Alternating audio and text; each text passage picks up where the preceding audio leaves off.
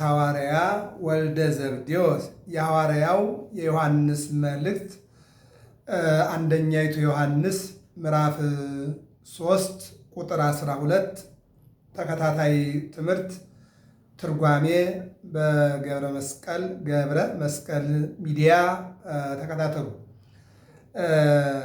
እንደ ቃኤል እንዳትሆኑ ቁጥር 12 ላይ አንደኛይቱ የዮሐንስ መልእክት ምዕራፍ 3 ቁጥር 12 ላይ ወአኮ በከመ ቃየን ዘእምኩይ ውእቱ እንደ ቃየል እንዳትሆኑ። መነሻችን ይሄ ነው።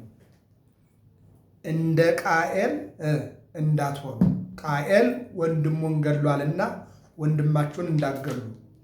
ቃየል እግዚአብሔርን አቃሏልና እግዚአብሔርን እንዳታቃልሉ። ቃየል እናቱን አቃሏልና እናታችሁን እንዳታቃልሉ። ቃየል እነሆ ክፋተኛ ነውና እንደሱ ክፉ እንዳትሆኑ። ቃየል አመፀኛ ነውና እንደሱ አመፀኛ እንዳትሆኑ። ቃየል በጉልበቱ የሚመካ ነውና በጉልበታችሁ፣ በሀብታችሁ፣ በስልጣናችሁ፣ በእውቀታችሁ የምትመኩ እንዳትሆኑ ይለናል። ዋኮ በከመ ቃየል ዘእምኩይ ውእቱ ፍቅር መያዛችንም ከሰይጣን እንደተወለደ እንደተማረ እንደ ቃየል አይደለም። ፍቅራችን እንደ አቤል፣ መስዋዕታችን እንደ አቤል፣ አመለካከታችን እንደ አቤል፣ ታሪካችን እንደ አቤል መሆን አለበት እንጂ እንደ ቃየል እንዳይሆንባችሁ። በዘመናችን ብዙ ቃየላውያን አሉና እንደ ቃየል እንዳትሆኑ። አዎ ይነጸረ እግዚአብሔር ላዕለ ቃየል ወላዕለ መስዋዕቱ አላ ነጸረ እግዚአብሔር ላዕለ አቤል ወላዕለ መስዋዕቱ። እግዚአብሔር ወደ ቃየል አልተመለከተም። እግዚአብሔር ወደ ቃየል አላየም። እግዚአብሔር ቃየልን ጠላው፣ አቤልን ወደድኩ ነው ያለው። ቃየልን ጠላው፣ አቤልን ወደድኩ ነው ያለው። ወደ ቃየል አልተመለከተም። ክፉ ስለሆነ ወደ ቃየል አልተመለከተም። ትዕቢተኛ ስለሆነ ወደ ቃየል አልተመለከተም። አባቱን እናቱን ያቃለለ ያስታቀረ ስለሆነ ወደ ቃየል አልተመለከተም። እግዚአብሔርን የናቀ የመስዋዕት አቀራረቡም እንኳን ለእግዚአብሔር ለሰይጣን እንኳን የማይሆን አቀራረቡ ግስንግሱን ጠጠሩን አፈሩን እነሆ ስንዴውን አቀላቅሎ የተቀላቀለ መስዋዕት እግዚአብሔር አይወድም። የተቀላቀለ አይወድም እግዚአብሔር የተቀላቀለ። ስለዚህ ምን አለ? እነሆ እንደ ቃየል እንዳትሆኑ ወዳጆች። ዮሐንስ ወንጌላዊ ፍቁረ እግዚእ ይባላል። የጌታ ወዳጅ ይባላል። የጌታ ወዳጅ ፍቁረ እግዚእ ይባላል ዮሐንስ። መስቀል ስር በመከራ ጊዜ የተገኘ፣ በደስታ ጊዜ ሁሉም ይገኛል። በድግስ ጊዜ ሁሉም ይገኛል። በደስታ በድግስ ጊዜ ሁሉም ይገኛል። በመከራ ጊዜ ግን የሚገኝ የቁርጥ ቀን ነው እና በመስቀል ስር የተገኘ እውነተኛ ፍቁረ እግዚእ ስምን መልአክ ያወጣዋል እንደተባለው እውነተኛ የጌታ ወዳጅ ይለዋል። ወቀተል ወለሁ እንደ ቃየል እንዳትሆኑ፣ ወንድሙን ገድሏል። እንደ ቃየል እንዳትሆኑ፣ አምላኩን አቃሏል። እንደ ቃየል እንዳትሆኑ፣ የማይረባ የማይጠቅም መስዋዕት አቅርቧል። እንደ ቃየል እንዳትሆኑ፣ የተደበላለቀ መስዋዕት አቅርቧል። የተደበላለቀ መስዋዕት አታቅርቡ። ጽድቅና ኃጢአትን፣ ኃጢአትና ጽድቅን፣ ጣዖትና እግዚአብሔርን አንድ አታድርጉ። ዓለምንና ዓለማዊነትና መንፈሳዊነትን አንድ አታድርጉ። መብላትና መጾምን አንድ አታድርጉ። በጾም መጾም ነው፣ መብላት ደግሞ መብላት ነው። ክፉና ደግን መልካሙንና መጥፎን አንድ አታድርጉ፣ አትቀላቅሉ። ቅዱስ ጳውሎስ ምን ይላል? ጽድቅ ከአመፅ ጋር፣ እውነተኛ ከሐሰተኛ ጋር፣ ብርሃን ከጨለማ ጋር፣ እግዚአብሔር ከቤልሆር ጋር፣ ቤተ መቅደስ ከጣዖት ቤት ጋር ምን አገናኘ ይላል? ምን አገናኘ? ስለዚህ ቃየል ነው፣ የክፎች መንገድ ነው። አቤል ነው፣ የጻድቃን መንገድ ነው። መስዋዕተ አቤልን ዕጣነ ዘካርያስን አይደለም ነው፣ እንደዚያ ነው። እንደ ቃየል እንዳትሆኑ ይላል። እንዳልነው ግን ዛሬ ከአቤልና ከቃየል ወገን የትኛው ይበልጣል ብንል ቃየላዊ ነው የሚበልጠው። ቃየል ነው ዛሬ ትውልዱ ቃየል እየሆነ ነው። ክፉ ማለት እኮ ነው። ወንድሙን እንደገደለው እንደ ቃየል አይደለም ነባሩን ድባል የኖረውን ታሪክ ካላወቅ ነው፣ የቆየውን ያንን ለእኛ የተጻፈውን ካላወቅ ነው፣ አሁን በጎው መጥፎ ይቀላቀልብናል። የቃየልና የአቤልን ታሪክ ስናይ ክፉ የትኛው ነው ደጉ የትኛው ነው እናውቀዋለን። ያለበለዚያ ግን ችግር ነው። ቃየል እኮ ወንድሙን መግደልን እኮ እግዚአብሔር አልነገረውም፣ አባቱም እናቱም አልነገረችውም። በአባቱና በእግዚአብሔር አኩርፎ ሲሄድ ሰይጣን ሆነ ነው። የተቆጣ ትመስላለህ፣ ፊትህ ጥሩ አይደለም፣ ይገልጥብሃል ፊትህ አለው። ለምን አልቆጣ? ለምን አልናደድ? እግዚአብሔር ቢያደላ በኔ፣ እናቴ ብታደላ በኔ፣ አባቴ ቢያደላ በኔ፣ ከኔ ጋር የተወለደችው ቆንጆዋን ለወንድሜ ለአቤል ሰጡብኝ፣ በዚህ ተናድጃለሁ አለ። እንዴ ሁለቱ ያንተ የሆኑ የለም እንዴ? በአንዷ ነው የምትናደደው አለ። እንዴት ይሆናል? አንዷን አጥቼ ሁለተኛዋ እንዴት አገኛለሁ አለ። አይ ሁለቱ ያንተ ሆነ። እንዴት አለ? አንዱ ሰይጣን ሰው ተመስሎ፣ አንዱ ሰይጣን ደግሞ አሞራ ተመስሎ፣ ሰይጣንን በድንጋይ ጠቅሎታል። ምን ሆና ነው? ሞት አለ። ሞት ምንድን ነው አለው። ይሄ ነው አለው። አሳየው። ሂድና ወንድምህን በድንጋይ ግደለው አለው። አያችሁ፣ ሞት ምንድን ነው እኮ ነው ያለው። ቃየል እኮ አያውቅም እኮ ሞት እኮ እግዚአብሔር ሞትን አልሰራም የምንላችሁ ለዚህ ነው። እግዚአብሔር ህይወትን እንጂ ህይወትን የሰራ እኮ ይሄ እኮ ተቃራኒ ነው። ህይወትን ሰርቶ ሞትን እንዴት አይሰራም? አንዳንድ ጊዜ ማን ገደለው? እግዚአብሔር ገደለው ይላል። እንዴት እግዚአብሔር ይገድላል እንዴ? የመረጃ ክፍተት የእውቀት ችግር ነው። እግዚአብሔር ገዳይ አይደለም። እነሆ ሰዎች ጠርተው ጎትተው ከሰውነታቸው ጋር ከደማቸው ጋር አዋሃዱት፣ ወንድም ዘመድ ያደረጉት ሞትን። እንግዲህ እስከ ዓለም ፍጻሜ ያው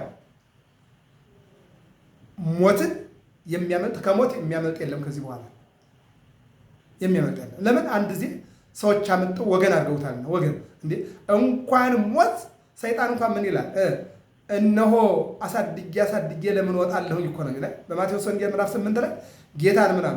ጌታ ኢየሱስ ክርስቶስ እየተዋወረ ሲያስተምር በዛ ሲጓዝ አጋንንት ያደሩባቸው ሁለት ወጣቶች አገኘ። አሁን ጮሁ፣ አንተ የናዝሬቱ ኢየሱስ አይደለም? ኑሩ ካልከን እንኖራለን፣ ውጡ ካልከን እንወጣለን። አያችሁ፣ እንደም አልወጣም አሳድጌ ይላል። እንዴት ወጣለሁ ይላል። ልባርኩ አሁን ሰይጣንን ያዋሃደው ማነው? ሰው እኮ ነው። ሔዋን በለስን ስትበላ መጣና በደሟ ላይ ተሰራጨ አይደለም ነው? አዎ ሔዋን በለሱን ቆርጣ ስትበላው መጣና በደሟ ተሰራጨ። ሰይጣን ያለው ደማችን ላይ እኮ ነው። ይህን ነው እና ምን ይላል? ወንድሙን የገደለውን ቃየልን በወንድሙ የሞተውን አቤል ሁለቱም ሙተዋል። ቃየል ነው የፈለገለት ምን በድንጋይ የገደለ በድንጋይ ይሞታል፣ በሰይፍ የገደለ በሰይፍ ይሞታልና ለቃየል እንደ ቃየል ለምሳሌ ቃየል ለአቤል ጉልበተኛ ሆኖ ነው የገደለው አይደል? ለቃየል እግዚአብሔር ጉልበተኛ አልፈለገም። አይነ ስውር አስነስቶ ነው በድንጋይ እንዲገድል ያደረገው እግዚአብሔር። አያችሁት? ስለዚህ አሁን የቃየልም የአቤልም ታሪክ አለ። የቃየል ክፉነቱ የአቤል ደግነቱ ሲነገዱና ማለት ነው። ይህን ነው የምናየው። እና ወበእንተ ምንት ቀተሎ፣ ስለምን ገደለው? አዎ ስለምን ገደለው? በቅናት ተነስቶ አይደለም? ቆንጆዋን አባቴም እናቴም ሰጡት እግዚአብሔርም ፈቀደለት ብሎ በቅናት እኮ ነው። ቅናት ቅንቅን ይሏል። ቅናት ዛሬ ዓለም እየተናጠች ያለችው በቅናት አይደለም? በቅናት በነገራችን ላይ በጓደኝነት መካከል ቅናት ካለ፣ በትዳር ውስጥ ቅናት ካለ፣ በተለያየ የሥራ መስክ ቅናት ካለ መጥፎ ነው። ለምሳሌ እንውሰድ እንደ አንድ ታሪክ ብቻ። ዳዊት ጎልያድን ገደለው። እግዚአብሔር ነው እንግዲህ ልብ አድርጉ ስራውን የሰራው። 40 ዘመን ታዲያ ሳውል ነበረ ምን ሆነ? 40 ዘመን እኮ ነበረው፣ ግን እስራኤልን አስተዳደረ እንጂ ጎልያድን መግደል አልቻለም። ታሪኩ እስራኤልን አስተዳደረ ነው። ከአህያ ፍለጋ ተጠራ፣ ነገሰ፣ እስራኤልን አስተዳደረ ነው። ታሪኩ ይሄ ነው። ማንንም ገድሎ አልነገሰም። ዳዊት ግን ጎልያድን ገደለ። ልብ አድርጉ። እስራኤላውያን 40 ዓመት የገዛን ሳኦል ሺህ ገዳይ ነው። 40 ዘመን ያስፈራራን ጎልያድን የገደለ ደግሞ እልፍ ገዳይ ነው አሉ። አያችሁ። በዚህን ጊዜ ቀና። ማን የቀናው? ሳኦል ቀና። ዳዊትን በጦር እወጋለሁ አለ። አሁን ቀንቶ ዳዊትን እገላለሁ ሲሉ ምን ሆነ? እነሆ ዳዊት ወደ ንግስናው መጣ፣ ሳኦል ወደቀ። አያችሁ። ቅናት የሚያመጣው ጣጣ ይሄ ነው ማለት ነው። መቅናት አያስፈልግም። በማንኛውም ነገር ከመጣም በጸሎት ማስወጣት ነው። በምን ይሁን፣ በስራ ቦታም ይሁን፣ በትዳር ውስጥ ይሁን፣ በምንም ይሁን ማስወጣት። ቅናት ካለ መልካም ቅንቅን ነው። ይሄ ቅንቅን የሚባል አለ፣ እንጨት የሚባል እሱ የበላው እንጨት ጥቅም የለው ለአመድም አይሆን እንኳን ለሌላ ይቀርና ማለት ነው።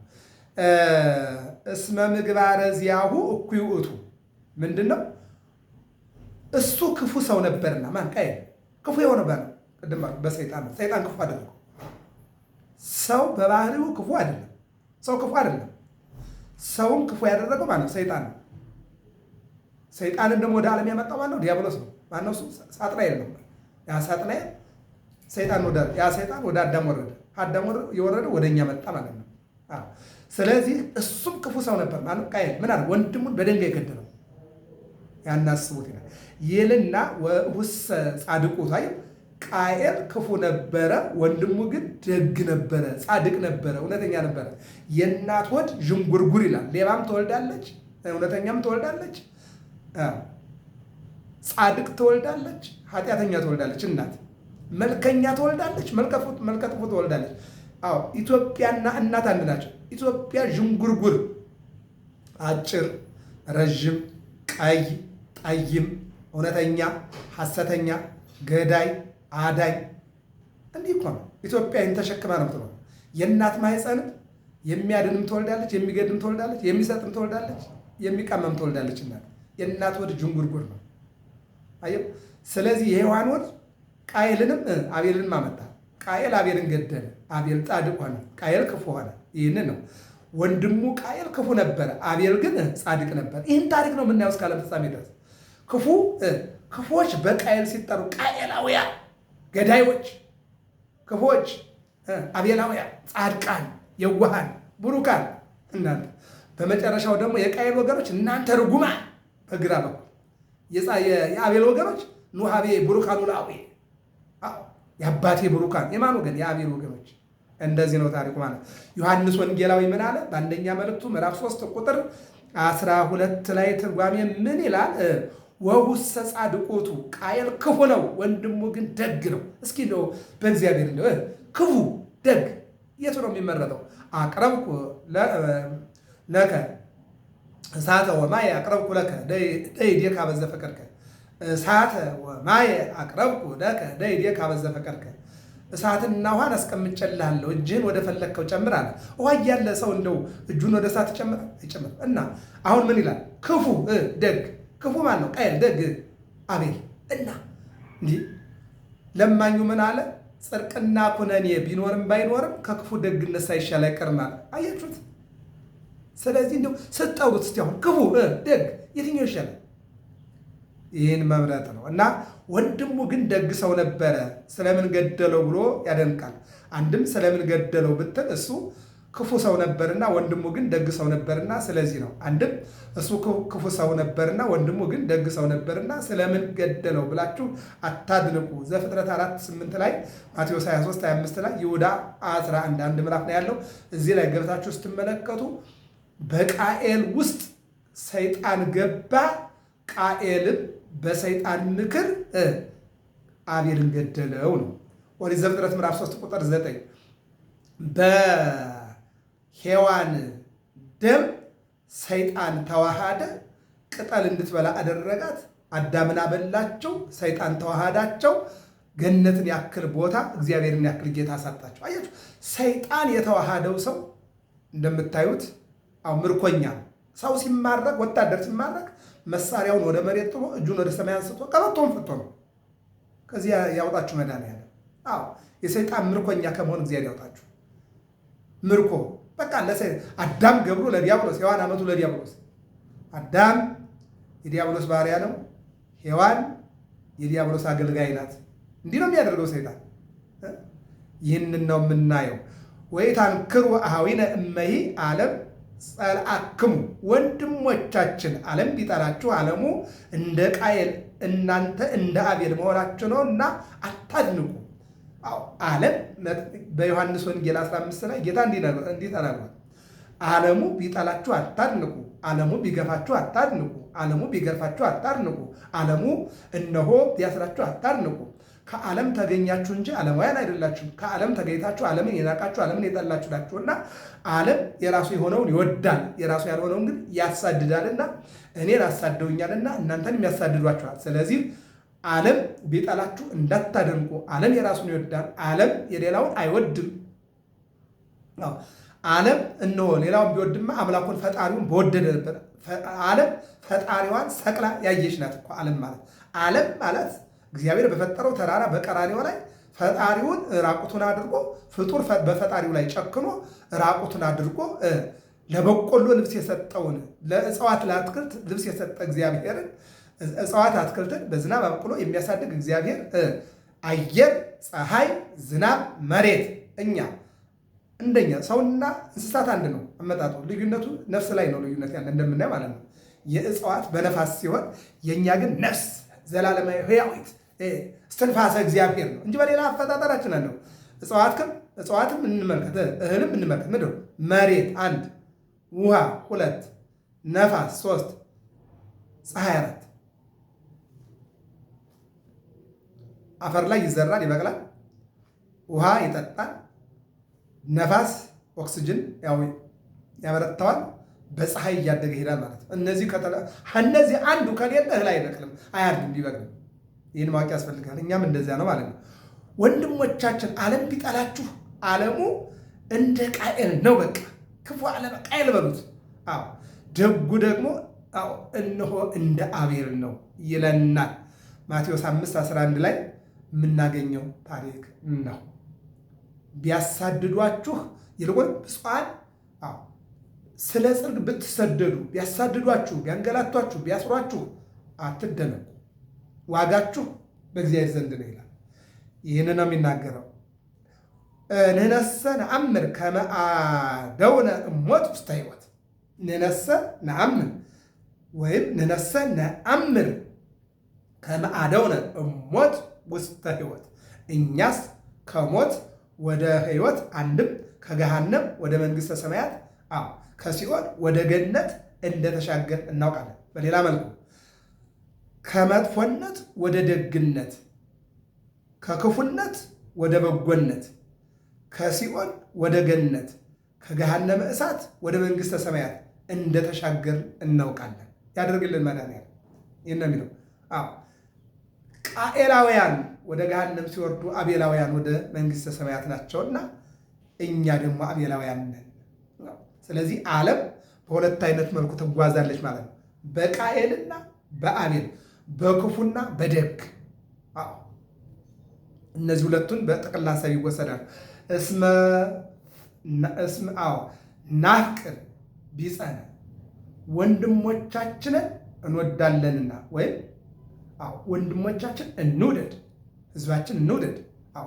እስመ ናፍቅር ቢጸነ ወንድሞቻችንን እንወዳለንና መንግሥተ ሰማያት የኛ ናት። ማንን? ወንድሞቻችንን፣ እህቶቻችንን፣ አባቶቻችንን እንወዳለንና መንግሥተ ሰማያት የኛ ናት። አጠገብ ያለውን ወንድምን ሳትወድ የማታየውን እግዚአብሔርን እወዳለሁ ማለት ጅልነት ነው። አጠገብ ያለውን ወንድምን እየገፋህ እግዚአብሔር ጋር ላይ ማለት ሞኝነት ነው።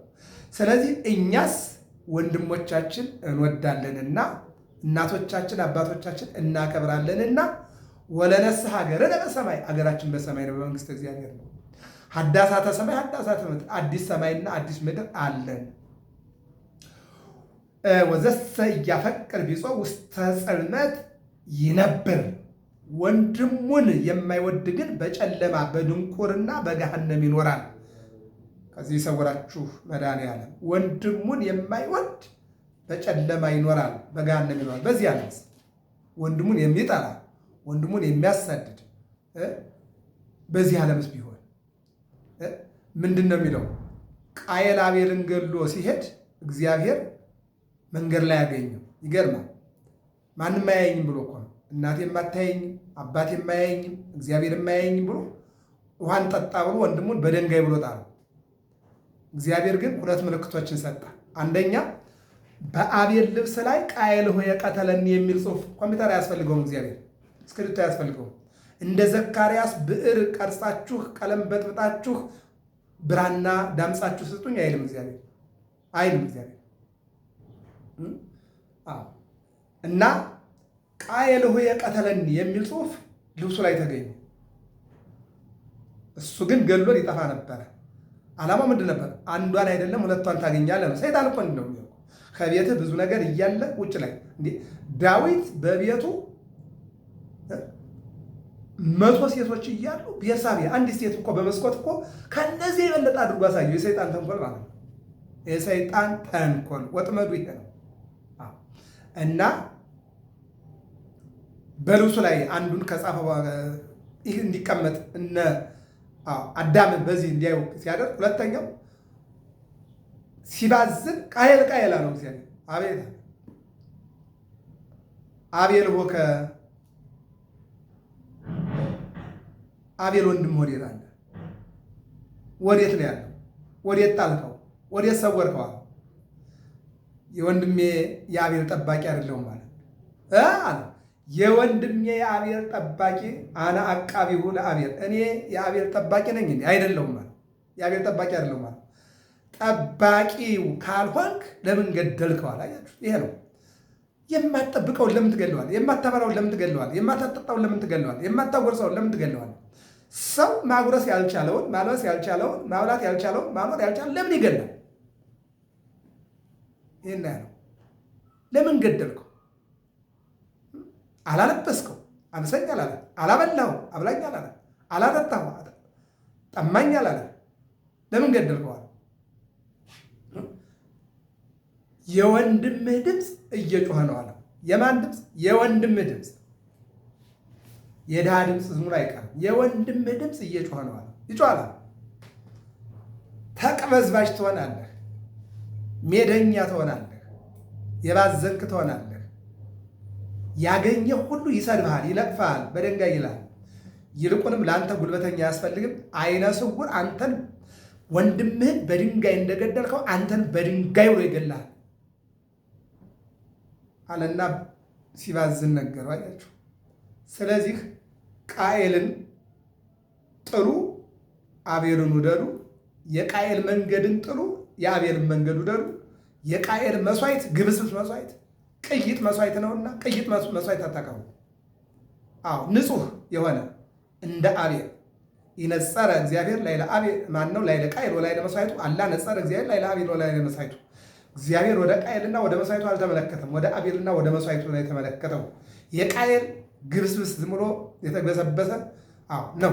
የአቤል ንጹሕ ቀንዱ ያልከረከረ ጥፍሩ ያልዘረዘረ ነጭ ጻዳ የሆነ በግ ነው ያቀረበው። እንዲህ አይነት መስዋዕት እንድናቀርብ እግዚአብሔር ይርዳል። ምን አለ?